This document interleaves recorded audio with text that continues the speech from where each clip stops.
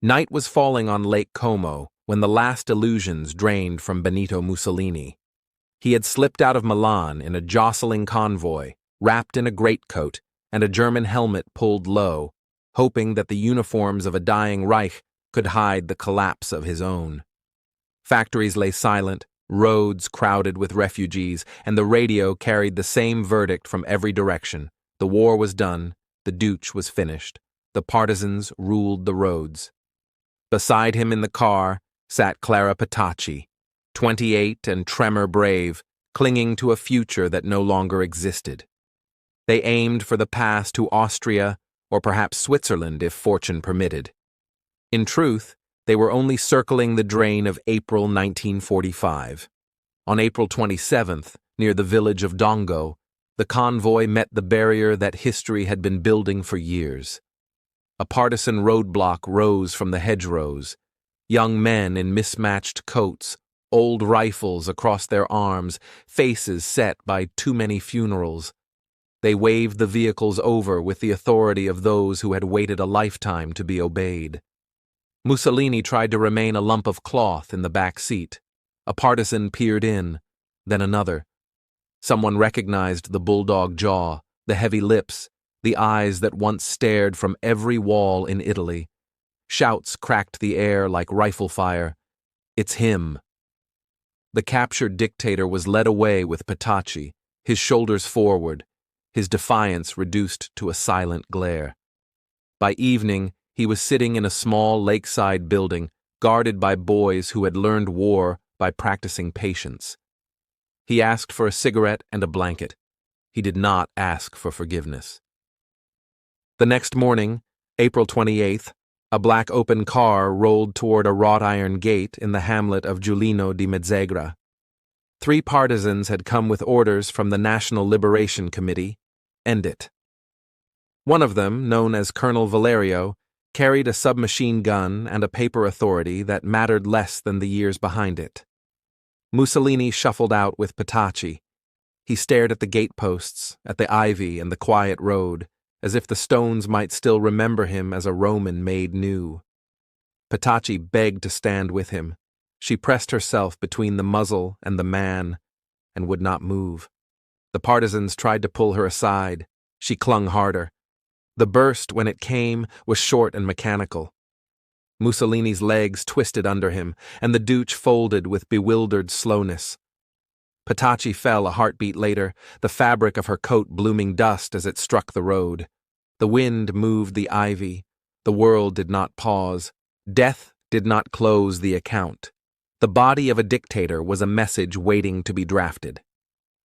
By midday, the corpses rode south in a truck toward Milan, the city that had swollen his pride and then learned to live through hunger without him. In 1944, fascist forces had dumped the bodies of 15 partisans at Piazzale Loreto as a warning. Now the square claimed its answer.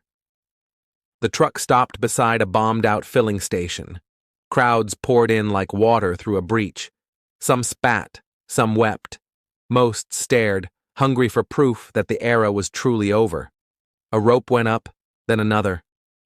Under the iron canopy, Mussolini, Petacci, and several fascist leaders were hoisted upside down and left swinging, shirts falling toward faces, coins and curses flying. A butcher pressed a cigarette to the skin in a private referendum on suffering. A mother lifted a child and told him to look, to remember. A priest murmured a prayer that was swallowed by the roar. Photographers raised their lenses because history had a face, and it was dangling above a street slick with spring rain and gasoline. Images crackled outward. Newspapers, wire services, the world's appetite for certainty. In Rome and London and New York, readers turned the page and found the answer to a question armies had been asking for 5 years. How does a dictatorship end?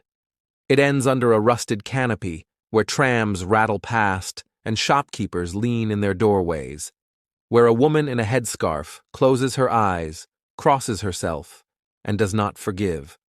At the morgue the next day, doctors took measurements, listed scars, and inked the final facts of a man who had once demanded new calendars. The bullet holes said what speeches could not. Italy's story did not magically write itself in that square. Families still counted missing sons, factories still lacked coal, alliances had to be rebuilt, courts to be opened, and a republic to be born out of the same streets that had cheered black shirt parades. But the public reckoning at Piazzale Loreto restored a grammar that dictatorship had broken. The people, those dismissed as a faceless mass, were not props in a theater state. They were the jury. Their verdict, harsh and human, moved with the clatter of trams and the hiss of tires and the rustle of damp newspapers held in rough hands. Milan's flight had begun with theater. Since 1943, he had ruled only the German-guarded Salo Republic, a shadow government of grand titles and shrinking reach. He still issued proclamations in the old voice, but German officers carried the real keys. On April 25th, with insurrection flags rising over factories and the Archbishop urging surrender, Mussolini slid into a convoy loaded with files, cash, and hope, pulled a Luftwaffe greatcoat over his suit, and tried to pass as cargo.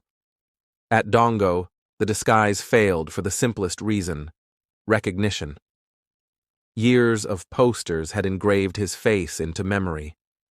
A partisan peered into the vehicle and went pale with certainty. He was separated from the Germans and guarded through the night while messengers sought orders.